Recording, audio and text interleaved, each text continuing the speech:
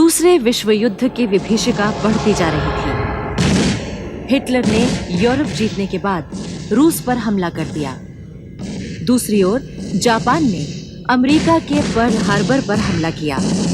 इससे युद्ध सच्चे अर्थों में विश्व युद्ध में बदल गया। जर्मनी के हमले ने युद्ध की सीमाएं पूर्व की ओर बढ़ा दी। उधर अमेरिका अब तक ब्रिटेन का मददगार था, पर अब उसे स्वयं युद्ध में उतरना पड़ा। जापान जितनी तेजी से बढ़कर सिंगापुर तक आ गया था, उससे अमेरिकी राष्ट्रपति रूजवेल्ट और ब्रिटिश प्रधानमंत्री चर्चिल दोनों ही सहम गए थे। अमेरिका के प्रेसिडेंट ने ब्रिटिश प्रधानमंत्री से कहा कि हिंदुस्तानी नेताओं से सुलह कर लेनी चाहिए। ब्रिटिश सरकार भी उस समय अमेरिका की इस सलाह की एकदम उपेक्षा नहीं कर सकती थी। उसने कुछ हद तक अपनी नीति बदलने का फैसला भी कर लिया। आखिर ब्रिटेन ने भारत के प्रति अपना रुख बदला। पहले जवाहरलाल नेहरू और मौलाना आजाद को जेल से रिहा किया गया। दरअसल सरकार जानना चाहती थी कि बदले हुए हालात में कांग्रेस का रुख कैसा है। बाद में धीरे-धीरे अन्य नेताओं को भी छोड़ दिया गया। उधर सुभाष चंद्र बोस ने जेल में अनशन कर दिया था। उनकी हालत बिगड़ने लगी तो सरकार को उन्हें बिना शर्त रिहा करना पड़ा। किंतु अब उन्हें अपने ही घर में नजरबंद कर दिया गया था। उनके घर पर कड़ा पहरा रहने लगा, क्योंकि ब्रिटिश सरकार उनकी उग्रवादी गतिविधियों के प्रति सतर्क थी। 27 जनवरी 1941 की रात लगभग 1 बजे सुभाष चंद्र बोस कलकत्ता में अपने एल्गिन रोड वाले मकान से एक मौलाना के वेश में निकल गए। वो इसी वेश में सीधे पेशावर पहुंचे। पेशावर से एक गूंगे पठान के वेश में वो अफगानिस्तान पहुंचे, जहां से जर्मन दूतावास की मदद से वो जर्मनी की राजधानी बर्लिन पहुंच गए। उनके पासपोर्ट का नाम ऑरलैंडो माजोटा था। जर्मनी में जब हिटलर से मिले तो उसने इनका स्वागत किया और इनकी योजनाओं पर विचार किया। हिटलर ने सुभाष चंद्र बोस को पूरी सहायता देने का आश्वासन दिया। इसके बाद सुभाष चंद्र बोस इटली भी गए और मुसोलिनी से भेंट की। जर्मनी वापस लौटकर उन्होंने आजाद हिंद संघ और आजाद हिंद फौज की स्थापना की। नवंबर 1941 में उन्होंने आजाद हिंद रेडियो की स्थापना की और उसके जरिए धुआंधार प्रचार कार्य आरंभ कर दिया। भारतीय नेताओं और ब्रिटिश सरकार को नेताजी सुभाष चंद्र बोस के बारे में अब तक कुछ पता नहीं था, किंतु जर्मनी से आजाद हिंद रेडियो के प्रसारणों को सुनने के बाद ही उन्हें पता लगा कि वो कहां हैं। मौलाना आजाद लिखते हैं, इस बीच जर्मनी और जापान से जो प्रचार शुरू हुआ था, उसका हिंदुस्तान में बहुत लोगों पर असर पड़ा। जापानी वायदों से बहुत लोग आकर्षित हुए। उन्हें लगा कि जापान हिंदुस्तान की आजादी और एशियाई एकता के लिए काम कर रहा है। मौलाना आजाद ने सुभाष चंद्र बोस के विदेश चले जाने पर महात्मा गांधी की प्रतिक्रिया के बारे में भी लिखा है। उनका कहना है कि मैंने ये भी पाया कि सुभाष चंद्र बोस के रहस्यमय तरीके से जर्मनी चले जाने का गांधी जी के मन पर बड़ा भारी असर पड़ा है। पहले बोस के कई काम उन्हें पसंद नहीं आए थे, पर अब तो मुझे उनका दृष्टिकोण बदला हुआ लगा। उनकी कई बातों से मुझे लगा कि सुभाष चंद्र बोस ने हिंदुस्तान से निकल जाने में जिस साहस और चतुराई का परिचय दिया, उसके प्रति उनके मन में प्रशंसा का भाव था। सुभाष चंद्र बोस के लिए इस प्रशंसा भाव ने अनजाने ही समूची युद्ध स्थिति के प्रति उनके दृष्टिकोण को प्रभावित किया था। उधर जापान में रास बिहारी बोस प्रवासी भारतीयों को संगठित कर चुके थे। दक्षिण पूर्व एशिया में Indian independence league, Azad Hind संघ की स्थापना हो चुकी थी और स्वयं रास बिहारी उसके अध्यक्ष थे।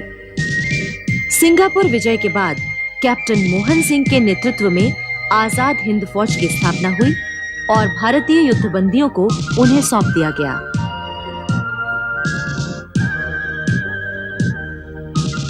प्रवासी भारतीय तो आजाद हिंद फौज में भर्ती हो रहे थे, युद्ध बंदियों के शामिल हो जाने से आजाद हिंद फौज की शक्ति और भी बढ़ गई। इसके बाद बैंकॉक में आजाद हिंद संघ का सम्मेलन हुआ, जिसकी अध्यक्षता रास बिहारी बोस ने की। इस सम्मेलन में आजाद हिंद फौज की स्थापना को विधिवत रूप दिया गया। इसी सम्मेलन में विधिवत एक प्रस्ताव भी पास किया गया। उसमें कहा गया, ये सम्मेलन सुभाष चंद्र बोस से निवेदन करता है कि कृपावंत होकर पूर्व एशिया आगमन करें।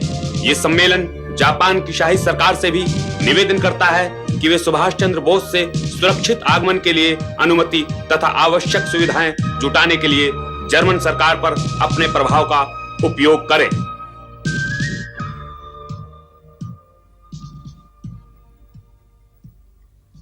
रंगून के पतन से ब्रिटिश प्रधानमंत्री चर्चिल के हाथ पैर फूल गए। उसने तत्काल घोषणा की कि ब्रिटिश सरकार कांग्रेस का सहयोग प्राप्त करने को तैयार है। वो भारत की राजनीतिक और वैधानिक रुकावटों को दूर करने के लिए सर स्टैफोर्ड क्रिप्स को भारत भेज रहे हैं। सर स्टैफोर्ड क्रिप्स ब्रिटेन में युद्धकालीन मंत्रिमंडल के सदस्य थे। उन्हें भारत के शुभचिंतकों में समझा जाता था और ऐसा विचार था कि भारत की आजादी के प्रति उनकी पूरी सद्भावनाएं हैं। सर स्टैफोर्ड क्रिप्स 22 मार्च 1942 को भारत पहुंचे और 20 दिनों तक उन्होंने भारतीय नेताओं से बातचीत की। वो समाजवादी थे और भारत के कई बड़े राष्ट्रवादी नेताओं से उनकी दोस्ती थी। इसलिए भारतीय जनता को आशा बंधी कि क्रिप्स के आने से समस्याओं के अच्छे समाधान प्राप्त होंगे। किंतु गांधी जी ने क्रिप्स के विचारों सुझावों पर दूसरी ही प्रतिक्रिया व्यक्त की थी। उन्होंने कहा, क्रिप्स योजना ऐसे बैंक के पोस्टेड चेक के समान है जो फेल होने जा रहा है। गांधी जी ने क्रिप्स के साथ वार्ता में भाग लेने से पहले ही इनकार कर दिया था, लेकिन क्रिप्स ने गांधी जी से अपने पूर्व परिचय का इस्तेमाल किया और वार्ता में शामिल होने के लिए उन्हें मना भी लिया। क्रिप्स के सुझाव किसी को पसंद नहीं आए। उनका कहना था कि राष्ट्रीय सरकार अल्पसंख्यकों की रक्षा के लिए ब्रिटिश शासन के वादों के खिलाफ हो सकती है। इसलिए ब्रिटिश शासन ये कभी नहीं चाहेगा कि बहुसंख्यक दल सत्ता पर अपना संपूर्ण प्रभुत्व स्थापित कर ले। क्रिप्स ये भी चाहते थे कि नई सरकार में सभी पूर्वाधिकार वायसराय के पास सुरक्षित रहें। जवाहरलाल नेहरू ने इन प्रस्तावों को स्वीकार नहीं किया।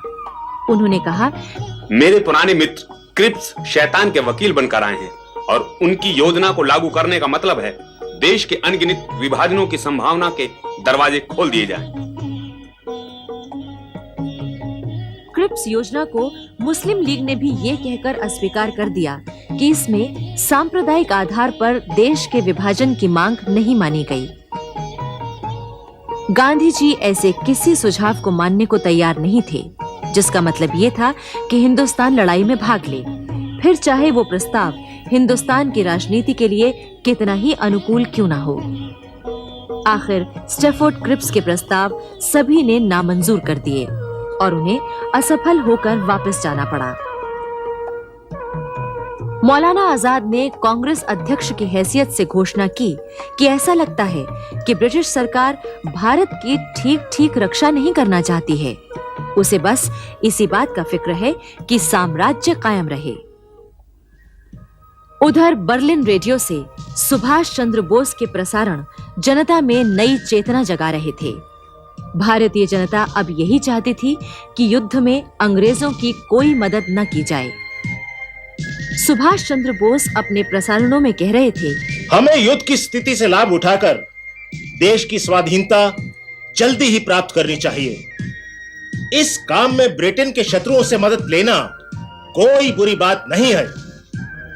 इस समय तक गांधी जी के विचारों में भी उग्रता आने लगी थी। वो कहने लगे थे कि भारत में ब्रिटिश साम्राज्य को तुरंत समाप्त होना चाहिए। ब्रिटिश सरकार के वादों से उनका विश्वास उठ चुका था। क्रिप्स मिशन की असफलता से सारे देश में निराशा और क्रोध की लहर दौड़ गई थी। जनता भी ये चाहती थी कि अंग्रेजों को भारत से चले जाने के लिए मजबूर किया जाना चाहिए। ताकि भारत अपनी समस्याएं स्वयं सुलझा सके और अपनी रक्षा स्वयं कर सके। 29 अप्रैल से 2 मई तक इलाहाबाद में कांग्रेस महासमिति की बैठक हुई। इसमें गांधी जी ने तो भाग नहीं लिया, पर उनका मसौदा मीरा बहन ने पढ़कर सुनाया था। इस बैठक में एक संक्षिप्त प्रस्ताव पास किया गया। उसमें कहा गया, भारत अपनी शक्ति से स्वतंत्रता प्राप्त करेगा और उसी तरह उसे बनाए भी रखेगा। न केवल भारत के हित में, बल्कि ब्रिटेन की सुरक्षा और विश्व शांति तथा स्वतंत्रता के लिए यह जरूरी है कि ब्रिटेन भारत पर से अपना कब्जा हटा ले। गांधी जी ने दृढ़ निश्चय कर लिया था कि अब वो समय आ चुका है जिसकी उन्हें प्रतीक्षा थी। वो अब युद्ध का नेतृत्व करने को तैयार थे। जिन लोगों ने उस समय गांधी जी को शांत रहने का सुझाव दिया, उनसे गांधी जी ने स्पष्ट कह दिया, यदि मैं आपकी बात मान लूं, तो मुझे अपने अंदर की आवाज को दबा देना होगा। मेरी अंतरात्मा कहती है कि मुझे अकेले ही संसार से लोहा लेना पड़ेगा। उनका ये अटूट विश्वास था कि इस बार जो लड़ाई होगी वो व्यक्तिगत स्तर से नहीं, सामूहिक रूप से होगी। ये खुली चुनौती थी। गांधी जी के इन विचारों को सुनकर सारा संसार आश्चर्यचकित रह गया था। तब कांग्रेस कमेटी ने जो प्रस्ताव पारित करके सारे देश में प्रचारित किया, वो भी अत्यंत महत्वपूर्ण था। प्रस्ताव में कहा गया था, ये कमेटी भारत की स्वाधीनता के अटल अधिकार का समर्थन करने के उद्देश्य से अहिंसात्मक प्रणाली से और देशव्यापी पैमाने पर विशाल संघर्ष चालू करने की स्वीकृति देती है, जिससे देश में गत 22 वर्षों के शांतिपूर्ण संग्राम में संचित की गई समस्त अहिंसात्मक शक्ति का उपयोग हो सके। ये संग्राम गांधी जी के नेतृत्व में होगा। ये कमेटी उनसे प्रस्तावित कार्रवाइयों में राष्ट्र का नेतृत्व करने की प्रार्थना करती है।